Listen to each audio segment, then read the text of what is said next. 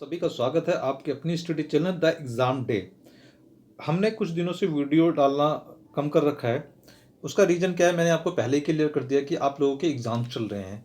तो आप लोगों का एग्ज़ाम्स है जो क्लास 10th का टर्म 1 का, ये एग्ज़ाम ख़त्म हो रहा है 11 तारीख को। जहाँ तक मुझे याद है 11 दिसंबर को एग्ज़ाम ख़त्म हो रहा है।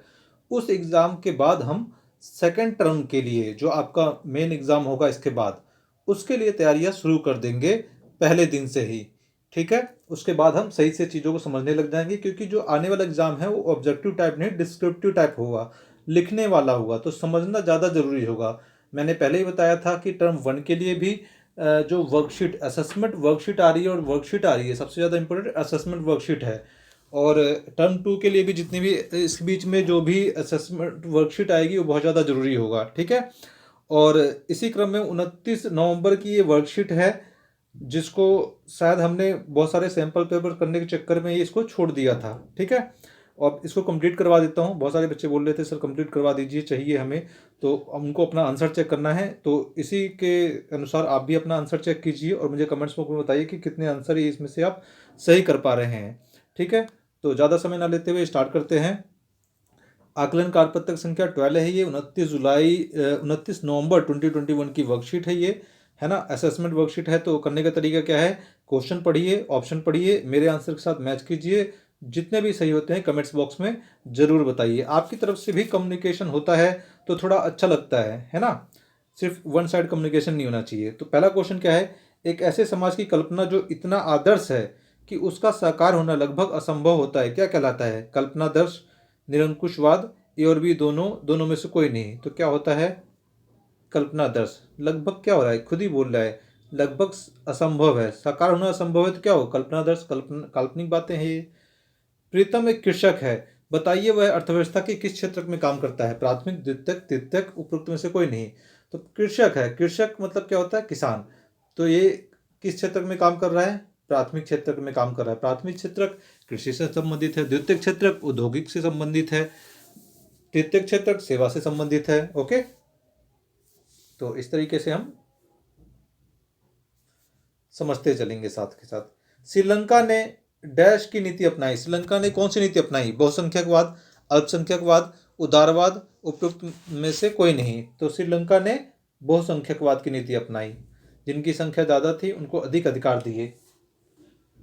पेट्रोलियम किस प्रकार का संसाधन है, नवीकरणीय योग, जैव, प्रवाह, अनवीकरणीय योग। तो पेट्रोलियम एक क्या है, अनवीकरणीय योग, तो इसको करेंगे कोला। ठीक है, डी अनवीकरणीय योग। फिफ्थ क्वेश्चन क्या है, एक ऐसी फसल जिसका उपयोग खाद्यान्न व चारा दोनों के रूप में किया जाता है। खाद्यान्न के रूप में भी, खाने के लिए भी इसका प्रयोग किया जाता है। एक ऐसी फसल जो, और चारे के रूप में, चारा का मतलब होता है पशुओं के लिए, पशुओं के खाने के लिए जो चारा होता है जो खाते हैं उसे चारा कहते हैं। ठीक है, तो क्या है, गेहूं, अरहर, मक्का, चावल। तो इस ऑप्शन में से देखिए, इसका कुछ हिस्सा तो आप रख लेते हैं, बाकी हिस्सा क्या करते हैं, उसको खिला देते हैं। तो इनमें से बेस्ट ऑप्शन क्या है, सी, मक्का। ओके, मक्का का आपने पेड़ देखा होगा, इस ऐसे लंबे लंबे से थोड़े से पेड़ होते हैं और मक्का लगा होता है। ठीक है, तो मक्के को अगर हम तोड़ दें तो बाकी क्या बच जाती है, बाकी सब पत्तियां बन जाती है, उसकी डंटियां बच जाती है, हरियाली बच जाती है, तो इसको फिर चारे के रूप में प्रयोग किया जाता है। 6 क्वेश्चन,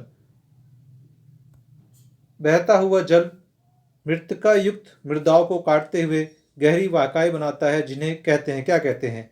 अवनालिकाएं, चादर, अपर्दन, रक्षक, मेखला, उपरोक्त में से कोई नहीं।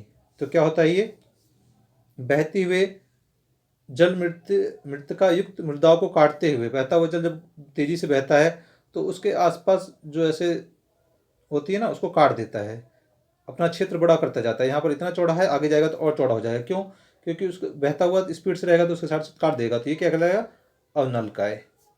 7, एक ऐसी राजनीतिक दर्शन जो परंपरा स्थापित संस्थानों रिवाजों पर जोर देता है, ये तेज बदलाव की बजाय क्रमिक धीरे धीरे विकास को प्राथमिकता देता है, क्या कहलाता है।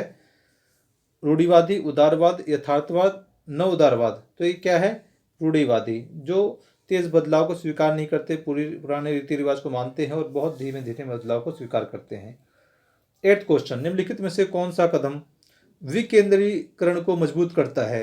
केंद्र सरकार का अधिक शक्तिशाली बनना, राज्य सरकार का अधिक शक्तिशाली बनाना, कार्यों का अस्पष्ट वर्गीकरण, उपयुक्त में से कोई नहीं। तो ऑप्शन के अकॉर्डिंग हमें जाना चाहिए, कम कदम विकेंद्रीकरण को मजबूत करता है। तो क्या है? राइट ऑप्शन बी, यानी कि जो आपके अधिकार हैं वो सिर्फ केंद्र सरकार के पास नहीं है, राज्यों को भी जा रहा है और उसके नीचे भी जा रहा है। तो इसमें बेस्ट ऑप्शन बी है, तो बी वाले बोला करेंगे। 9th क्वेश्चन क्या है? कथन और कारण वाला है।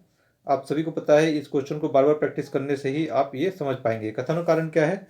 आसान क्वेश्चन है, अच्छा क्वेश्चन है, ठीक है। क्या बोल रहा है ये देखिए, निजी अस्पतालों में अधिकतर इलाज महंगा होता है, ये बात बिल्कुल सही है, यहाँ टिक कर देंगे। निजी अस्पतालों की जगह अस्पताल पढ़े, निजी अस्पताल निजी क्षेत्र के अंतर्गत आता है, बिल्कुल सही बात है। निजी अस्पताल तो निजी क्षेत्र क्या आता है, इसी वजह से महंगा होता है। इसका ये कारण दोनों सही है और इसका ये व्याख्या भी सही कर रहा है। तो राइट ऑप्शन हो जाएगा हमारा ए। संकल्पना और कारण दोनों सही है और कारण की संकल्पना की व्याख्या सही कर रहा है, ठीक है। कारण संकल्पना की व्याख्या सही कर रहा है, ठीक है। 10th क्वेश्चन और आसान क्वेश्चन। 10th क्वेश्चन क्या कह रहा है? गलत जोड़े की पहचान करना है। संघ सूची पुलिस, समवर्ती सूची शिक्षा, राज्य सूची व्यापार, समवर्ती सूची गोद लेना। तो देखिए, समवर्ती सूची गोद लेना बिल्कुल सही है, राज्य सूची व्यापार ये भी सही है, समवर्ती सूची शिक्षा ये भी सही है, संघ सूची पुलिस ये गलत है। तो ऑप्शन के अकॉर्डिंग यही सही होगा, क्योंकि हमें गलत जोड़े को पहचानना था, इसका जोड़ा गलत है। पुलिस जो है ये राज्य सूची के अंतर्गत आ गया। 3 सूची होती है, संघ सूची, समवर्ती सूची और राज्य सूची। संघ सूची जिसके अंतर्गत वे विषय होते हैं जिसमें केंद्र सरकार कानून बनाती है, राज्य सूची उसके अंतर्गत वे सभी विषय होते हैं जिसमें राज्य जो है कानून बनाता है, ठीक है। और समवर्ती सूची वे विषय होते हैं जिसमें दोनों केंद्र और राज्य दोनों कानून बना सकते हैं, परंतु अगर दोनों के कानून में कोई विवाद आता है तो केंद्र सरकार की जो है कानून जो है माना जाएगा। तो इस तरीके से आसान सी वर्कशीट थी, मैंने सोचा बच्चे पूछ रहे थे तो मैंने चलो करवा देते हैं। तो इसको आप अपने नोटबुक में ज़रूर कीजिए, टीचर से ज़रूर चेक करवाइए। और just after 11th of December हम जो है चीज़ों को समझना शुरू करेंगे और आगे के लिए अपना टारगेट फिक्स करेंगे, जिससे अगर हम कोई कसर रह गई है तो आगे एग्ज़ाम में उसको पूरा कर पाएँ। तो ऑल द बेस्ट आपके अपने रिज़ल्ट के लिए, जो आपने पढ़ा और उसके रिज़ल्ट के लिए। और चैनल को अगर सब्सक्राइब नहीं किया, सब्सक्राइब कर लीजिए, जिससे कि वीडियो मिलती रहे। लाइक करें और शेयर करें और अपना ध्यान रखें। Take care.